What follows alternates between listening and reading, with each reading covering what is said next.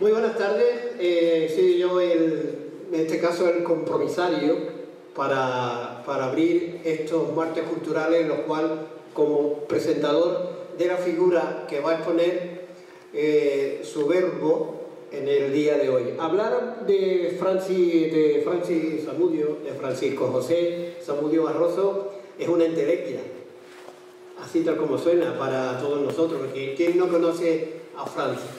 Y a su familia, evidentemente, ¿no?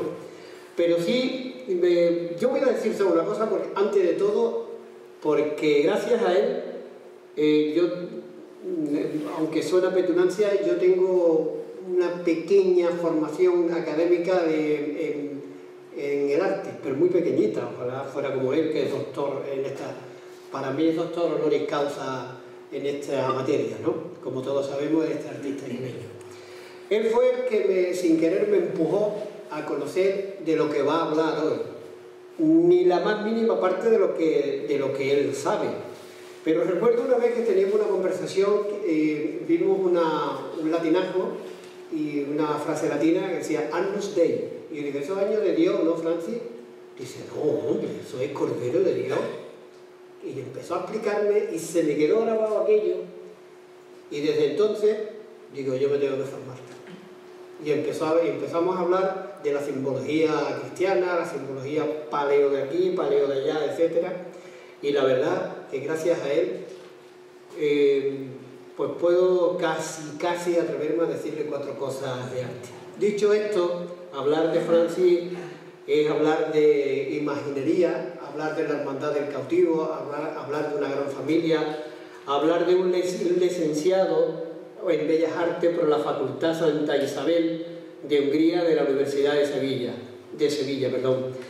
Tiene un curso de adaptación pedagógica, decir la cartelística de carteles de Semana Santa, carteles de Carnaval, carteles de las fiestas del Carmen, carteles de Rosario, carteles de la fiesta, no acabaríamos. De premios, de exposiciones, de imaginería, por ejemplo, si vemos a la mujer estibadora, vemos a Francia en sus manos. Si vemos el monumento al hombre del mar, vemos la imaginería de Francia. De aquí vemos el niño Jesús y San José de la Hermandad de la Buena Muerte, el Cristo de la Humildad de la Punta del Caimán, en Bilbao, en Ayamonte, el Resucitado. No me gusta leer porque entonces no acabaría nunca, pero eso sí, artes escénicas y montaje, pergaminos, ¿qué más podía decir de él? No acabar nunca, maquetación de revistas. Creo que es un artista isleño como la copa de un pino, un artista no a nivel isleño, sino a nivel nacional, internacional, porque hasta en Portugal tiene imágenes. ¿Es correcto, Francis? Algunas tiene, algunas pinturas en colecciones particulares. ¿Y quién no tiene lo más importante? Un favor de Francia. ¿Qué hermandad, si me permiten, o que alguien de carnaval, alguien de cualquier cosa? Yo creo que hasta firma créditos del banco, alguien lo puede firmar y a lo mejor ahora tenido que pagar. En fin, dicho todo esto, perdonen ustedes esta licencia de risas, pero ¿quién no conoce a Francis y su faceta humana? Entonces nos va a hablar de la figura de Jesucristo en la historia del arte, que aunque creamos, no sabemos lo suficiente de esa simbología cristiana, no católica, cristiana, de la figura de Jesucristo, porque muchas veces se dice, bueno, ¿y quién sabe cómo es la cara de Cristo? ¿Quién lo ha sabido? Bueno, pues los imagineros se la imaginan, valga la redundancia. Así que, con todos ustedes, este gran maestro de la gubia, del pincel, de oratoria y en fin, y de muchas otras cosas más, pero sobre todo su faceta humana. Gracias, Francis. Gracias por estar aquí.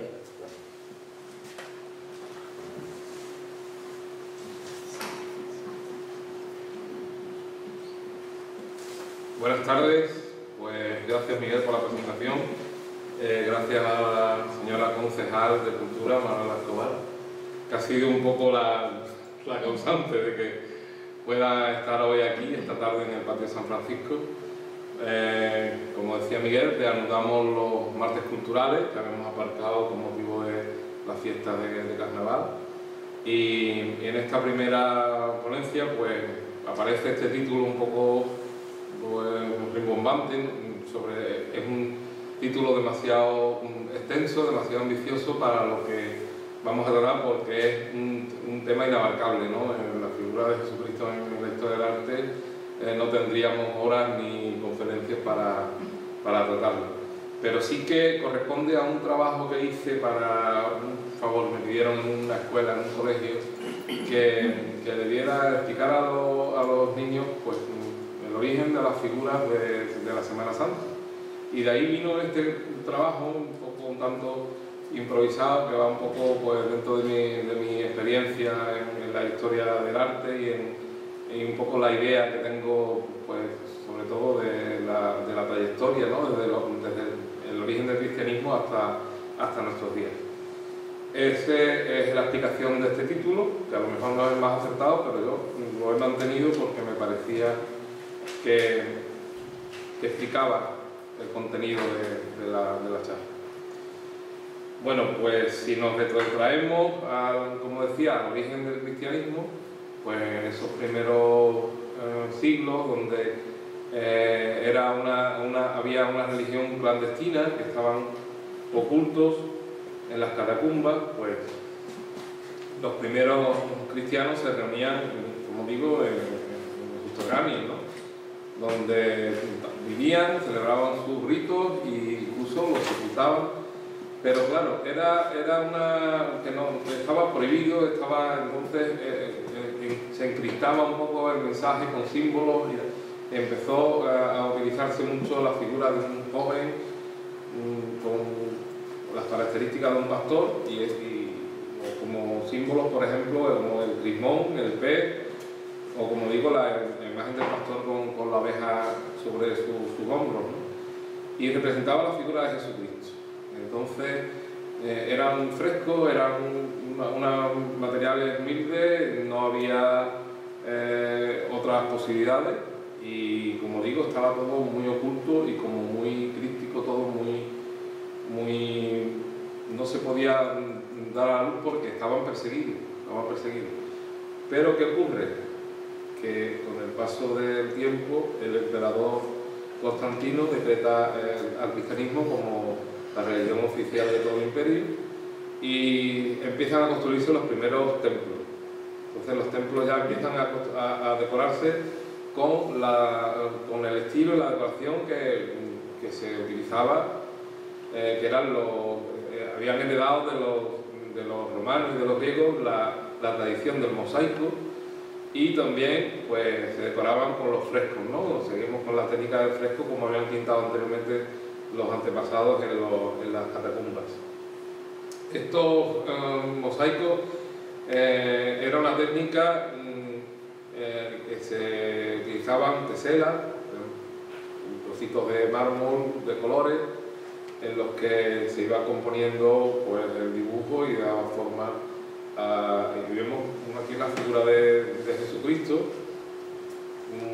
muy básica, ¿no? En aquel tiempo todavía. Más adelante se descubrirá la reliquia de la Sábana Santa, que de ahí también se extraen muchos datos influiría muchísimo para la representación de Cristo en los siglos venideros. Como decía, también se utilizaba una pasta de vidrio, se decoraba con pan de oro y se hacían esos fantásticos mosaicos bizantinos, e incluso los iconos bizantinos que la iglesia de ortodoxa griega todavía sigue manteniendo como su modo de representar a Jesús y a la Virgen y a los santos. Como nosotros hoy tenemos en la iglesia nuestras imágenes, pues ellos todavía conservan el icono bizantino. También en esa época pues se pintaban sobre tablas, empiezan a preparar las tablas, a pintar escenas básicas de la pasión, de la vida de Cristo, y también se iluminaban los manuscritos pues, a base de tinta y de oro.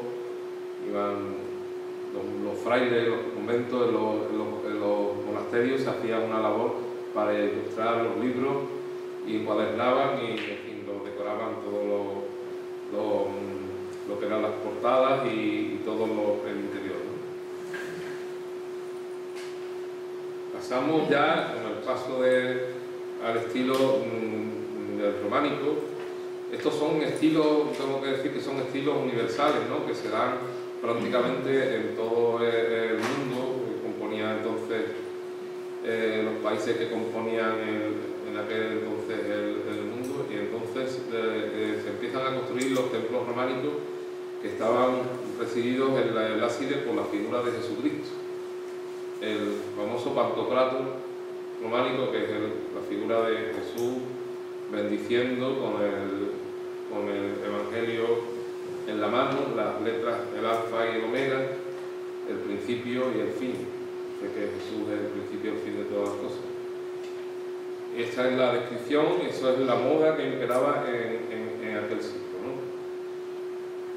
Voy, como vais comprobando, que voy avanzando rápido porque estos son a base de siglos. Los estilos no se empiezan y terminan en una fecha determinada, sino que se van solapando, van evolucionando hasta que se impone un nuevo estilo, ¿no? Durante la Edad Media, pues se introducen las escenas bíblicas para enseñar el Evangelio al pueblo. El pueblo era analfabeto, no sabía entonces las formas de propagar el mensaje o el Evangelio de Cristo. Era como si fueran los cómics de hoy día, ¿no? Las viñetas ilustraban las escenas, pues, de una forma muy básica. Las figuras se reconocían de una manera determinada por los complementos, con la definición que se le hacía a la figura. Se reconocía quién era la Virgen, quién era Jesús, quién eran los santos, con esas mandorlas, con esas coronas, círculos que se le rodeaba la cabeza. Entonces, en esta obra podemos ver el pasaje del descendimiento, con unas figuras muy rígidas y muy poco expresivas. La escultura románica, en cambio, se somete a la decoración de la arquitectura.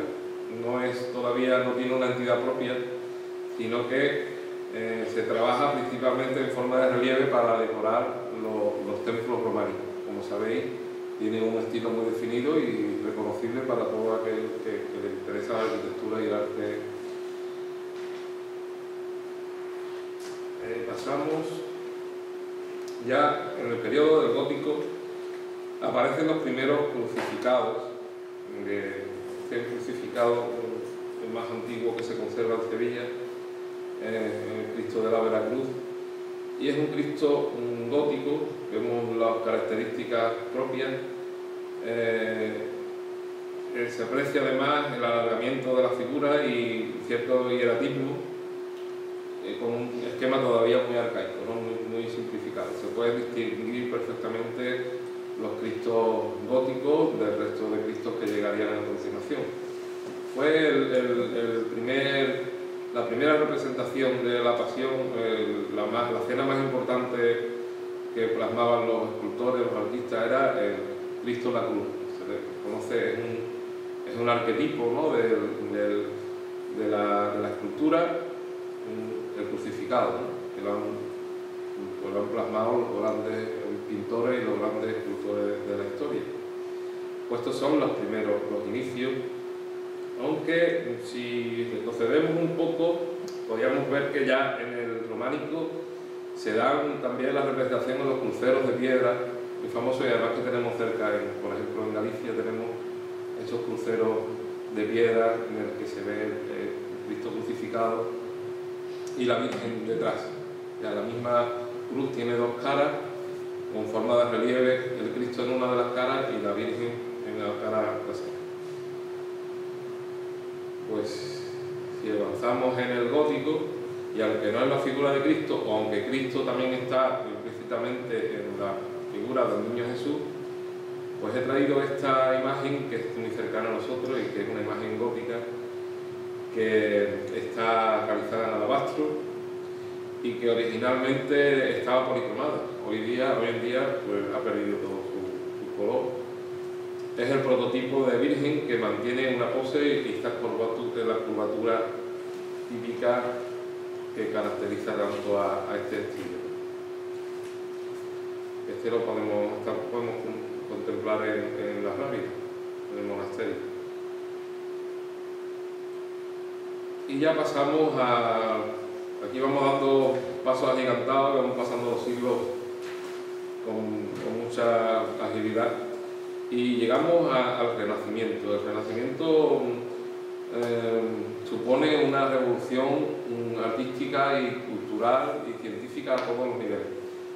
Como sabéis todos, comienza en Italia, luego llega a España un poco más tarde, pero se inspira en la monumentalidad del arte clásico de Grecia y de Roma, pero se adaptaba a la iconografía cristiana. El gran impulsor, o un gran exponente, mejor dicho, de los escultores y pintores renacentistas fue, sin lugar a dudas, Miguel Ángel Buonarroti. También me gustaría añadir que este renacimiento comienza porque se empieza a descubrir ruinas y restos de esculturas y de arquitecturas griegas y romanas que habían estado pues sepultadas, los hallazgos arqueológicos empiezan a sorprender a los artistas que tenían inquietudes en ese momento, ¿no? Que fue el motivo en el que se empieza a trabajar, se empieza a apreciar todo lo que el arte griego y romano había ocultado por el paso de los siglos, ¿no? La civilización griega y romana habían un poco decaído y estos hallazgos pues suponen un revulsivo para el Renacimiento. Sin lugar a dudas también es muy importante la representación que hace Miguel Ángel de Cristo, tanto en pintura como en escultura. Sabemos que fue muy controvertida también la imagen de Cristo, del crucificado que hizo Miguel Ángel, que estaba totalmente desnudo en la cruz.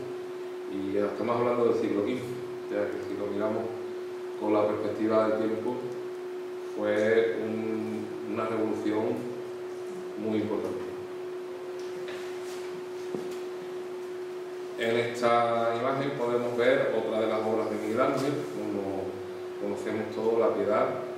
Es una representación del conjunto de la Virgen con el Cristo muerto y está esculpido en mármol, buscando ese naturalismo y buscando la textura de la carne, los tejidos, los pliegues.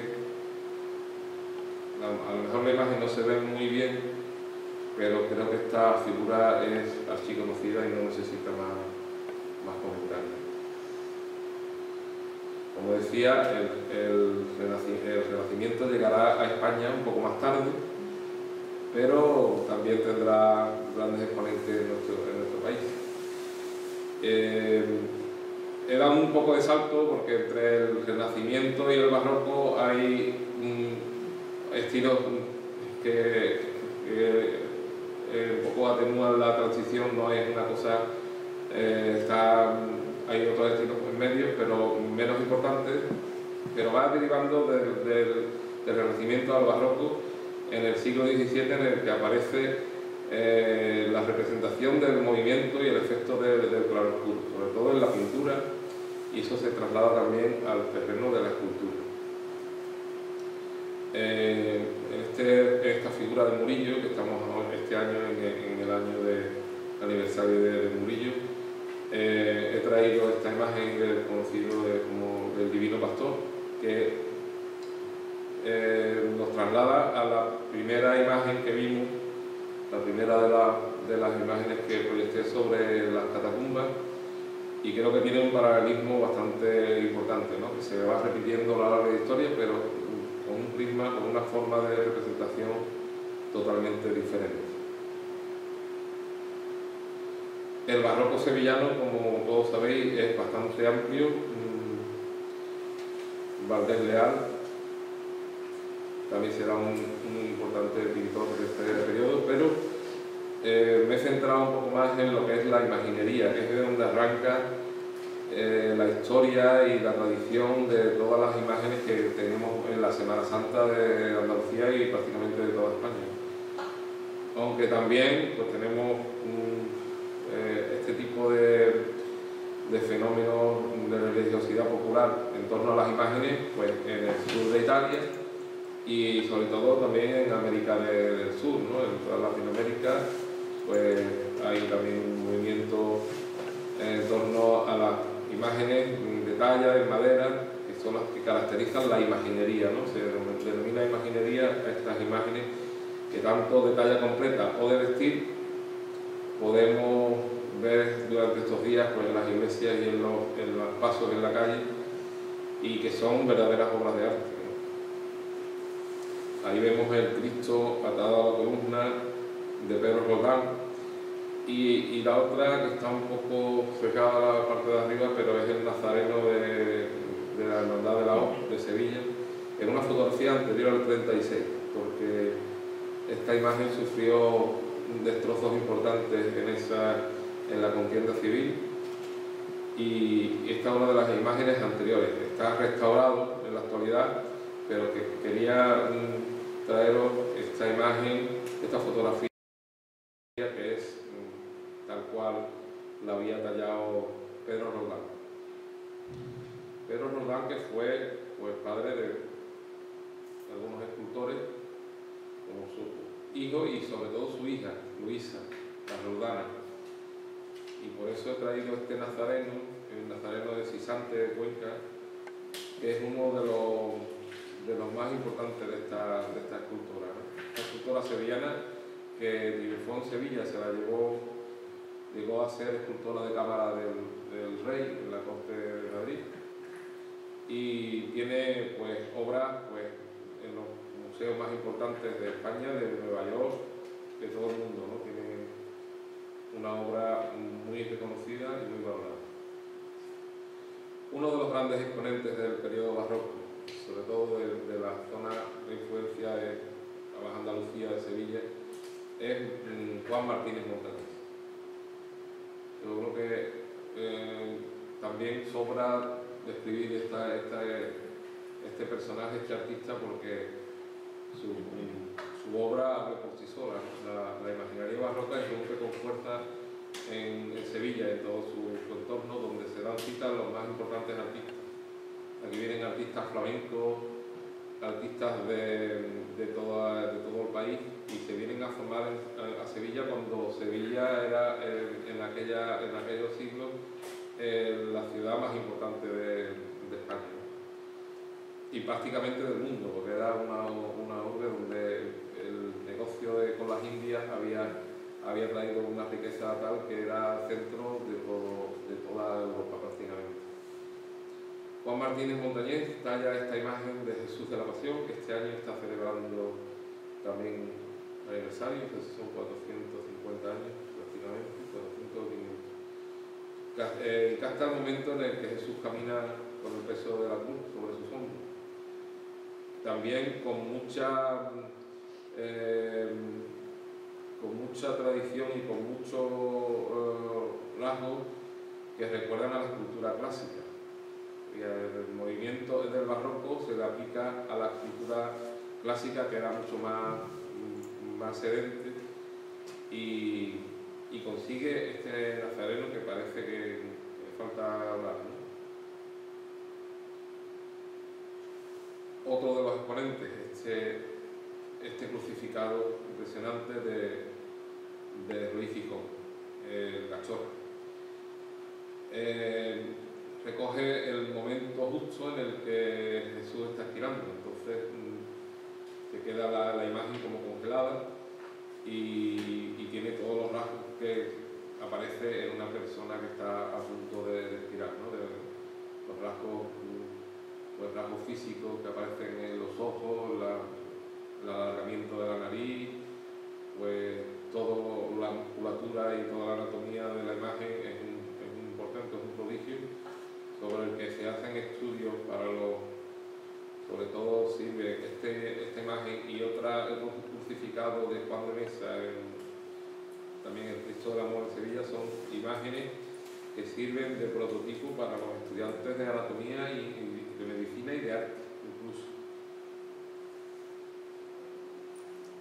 Pero fuera del ámbito de Andalucía y de la influencia de Sevilla, aparece pues, la denominada Escuela Castellana, donde uno de los máximos exponentes pues también el inigualable Jerónimo Hernández.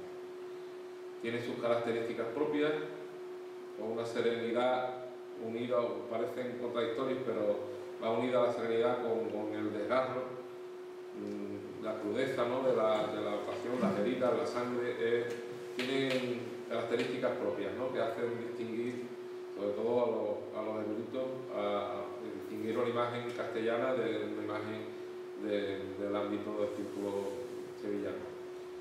Este es uno de sus mejores obras, el Ecce Homo, que se encuentra incomprensiblemente, en vez de estar en una iglesia al culto, pues se encuentra en el Museo de Arte de Valladolid.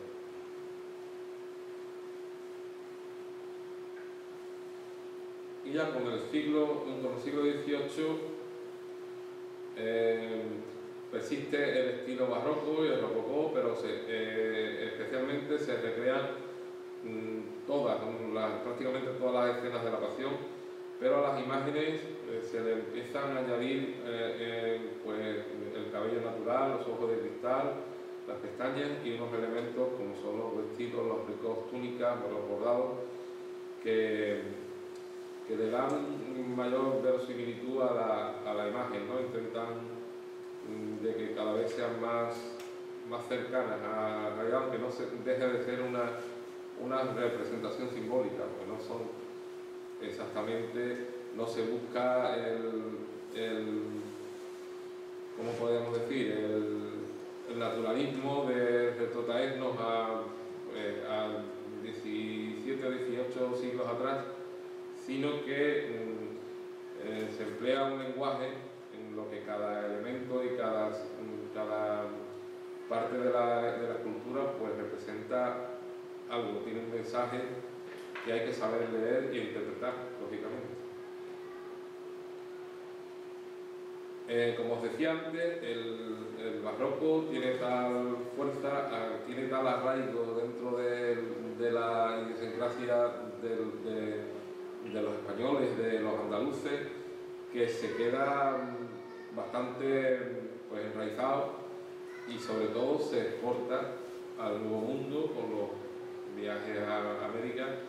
Y por ejemplo tenemos este nazareno que a mí me parece una maravilla, que está en Guatemala, se llama Jesús Nazareno de la Dulce Mirada, y me parece una obra exquisita. Allí, en Hispanoamérica, igual que aquí en España, se sigue la tradición de la imaginería barroca que ha pervivido, ¿no? Es uno de los fenómenos que necesitarían más estudio, el por qué este movimiento, la imaginería barroca ha pervivido durante los siglos y se sigue realizando en la actualidad, escultores que siguen.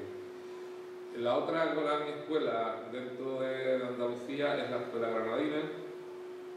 En este caso he traído esta imagen de Dolorosa, del Círculo de Pedro de Mena, y que marca un estilo propio dentro de las provincias de Granada y de Málaga. La familia Asensio de la Cerda eran padres, hijos y sobrinos. Son una saga de imagineros de la que procede, por ejemplo, la valiosa talla de la Virgen de la Soledad que tenemos en Isla Cristina y que tiene mucha similitud con esta que traemos hoy aquí.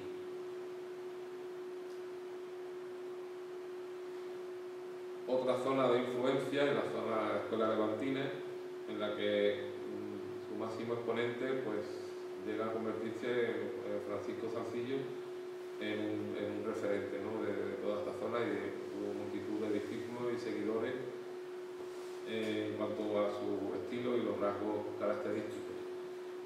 Como decía, en esta zona de Levante realizó gran cantidad de grupos procesionales completos, además de los belenes característicos de Salsillo, que también fue el Belén una idea, según dicen, de la tradición importada de Italia, y que fue San Francisco de Asís el primero que comenzó a representar en pequeñas estatuillas las escenas del nacimiento de Jesús. Y ya nos metemos en el siglo XX, en el que se intenta un poco innovar y adaptar a las corrientes artísticas contemporáneas pues la costumbre de representar las imágenes de la Pasión.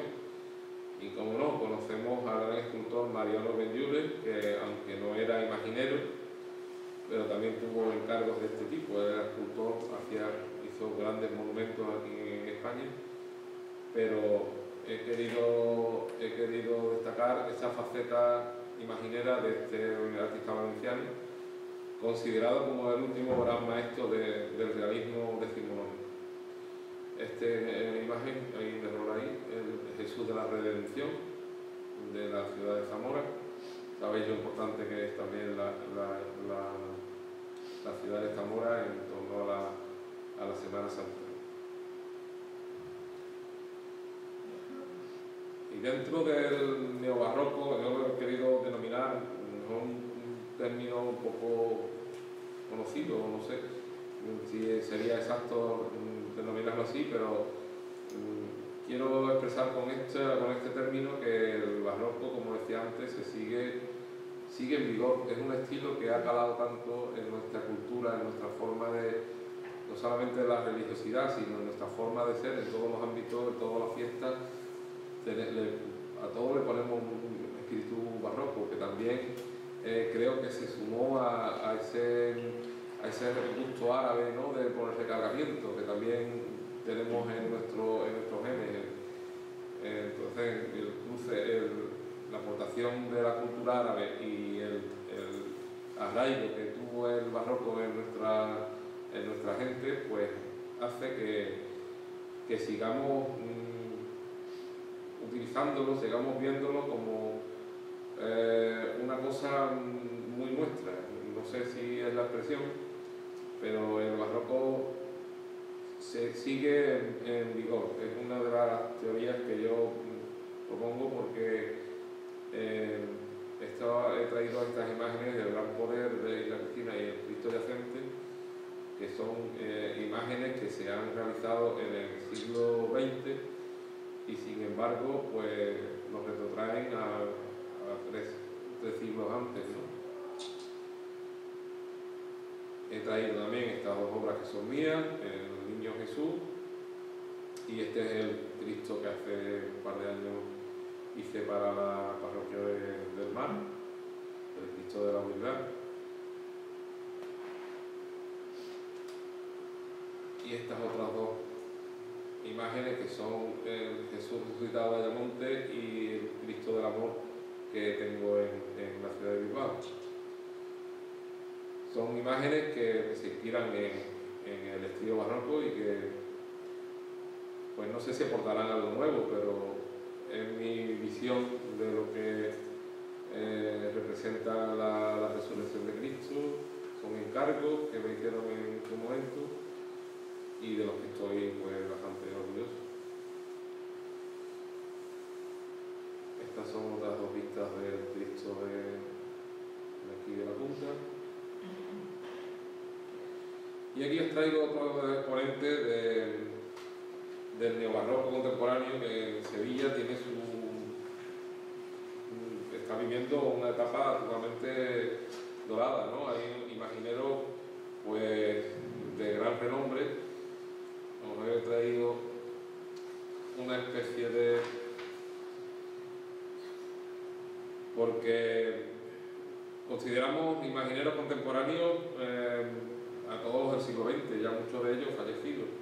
Podríamos nombrar a Antonio Castillo Lastrucci, a Sebastián Santos, a Antonio Llanes, a Luis Ortega Bruc, a Francisco Buiza. O sea que digo, en todo el siglo aparecen todas estas figuras que son de primer orden.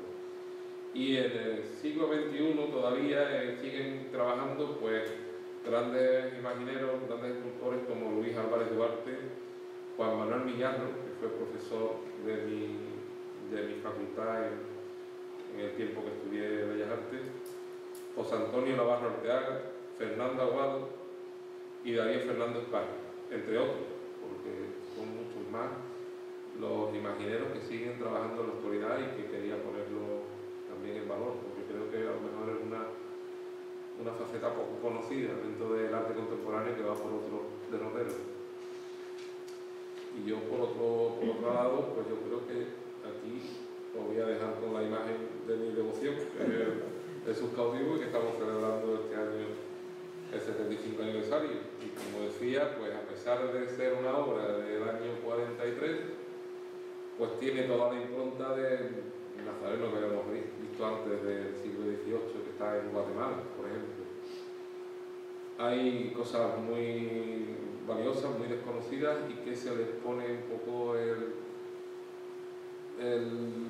se desprecia un poco, entre comillas, el que sea representación de Cristo y el que sean encargos o sean destinadas al uso para la Semana Santa.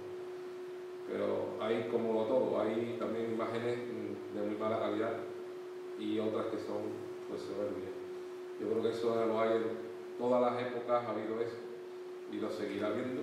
Lo único que depende del mecenas o de la entidad que encargue la obra, pues de procurar que la calidad pues sea la mayor posible. Simplemente esto era lo que quería decir. Y si tenéis alguna pregunta, alguna duda, pues lo he hecho un poco ligero para que no cansar. ¿El cautivo?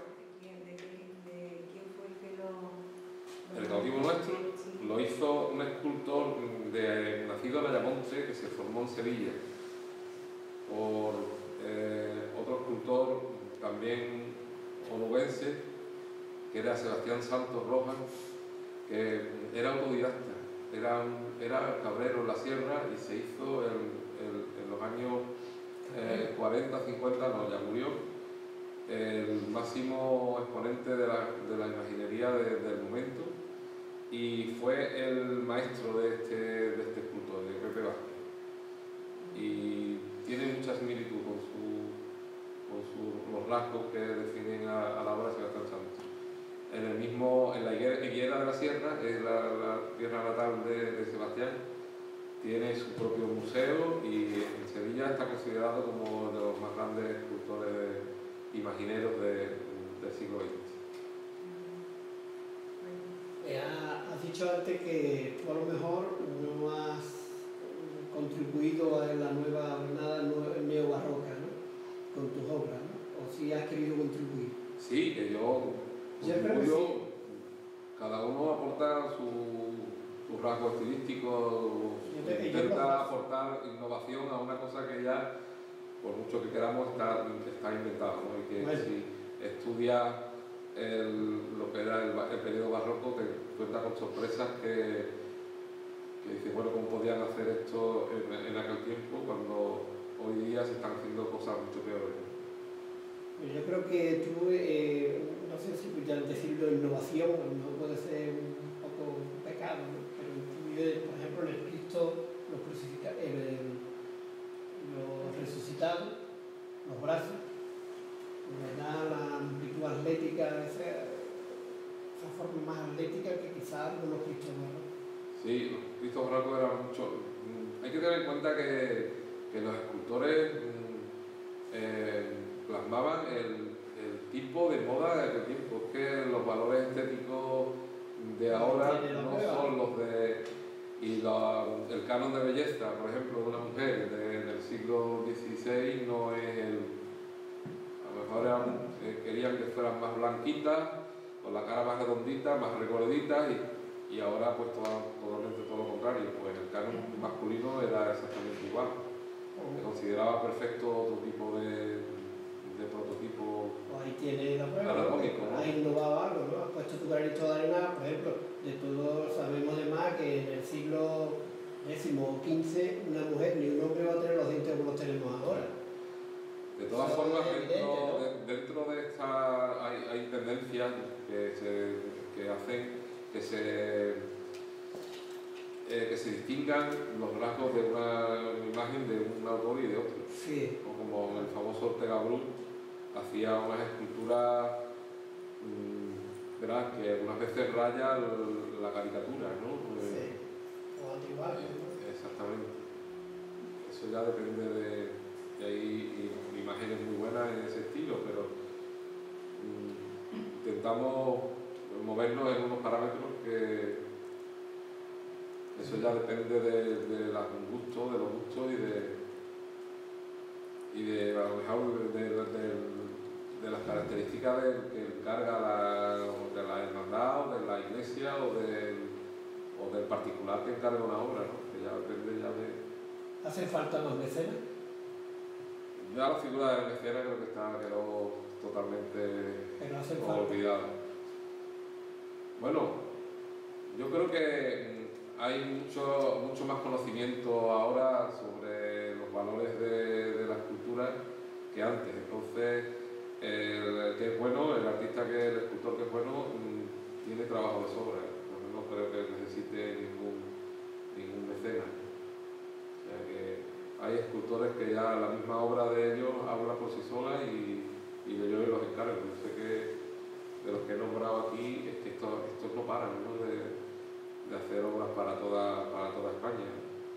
Y no son los únicos. En el ámbito malagueño, granadino, también hay otro movimiento de escultores imagineros que están trabajando también con mucho...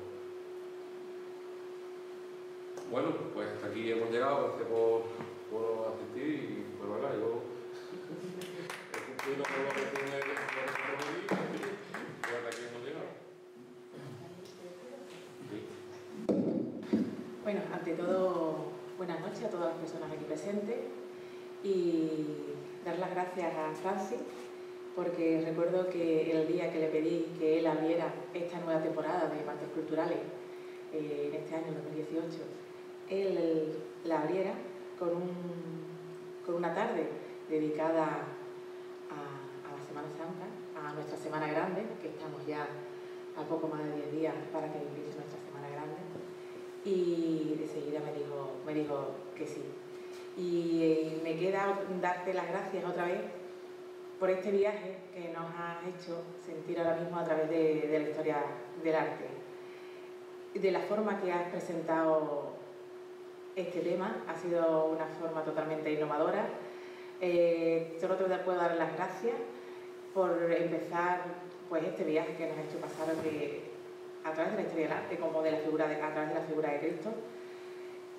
Y has empezado pues, desde el bizantino, desde el reino bizantino, con una imagen que creo que, si no me equivoco, es de Santa Sofía de Constantinopla, ¿verdad? Creo que es la base del cristianismo, del Cristo, nuestro pantocrato románico, por el prerrománico, habiendo pasado por todos los estilos, tanto en pintura como en escultura. Me ha gustado mucho ese Quinquecento de Miguel Ángel, me encanta con la Piedad. Y has terminado, como no, con una obra tuya, con El Cautivo. Felicitarte y creo que el año que viene pues tendremos que llamar otra vez a tu puerta, si nos lo permite. Muchas gracias. Gracias a ti.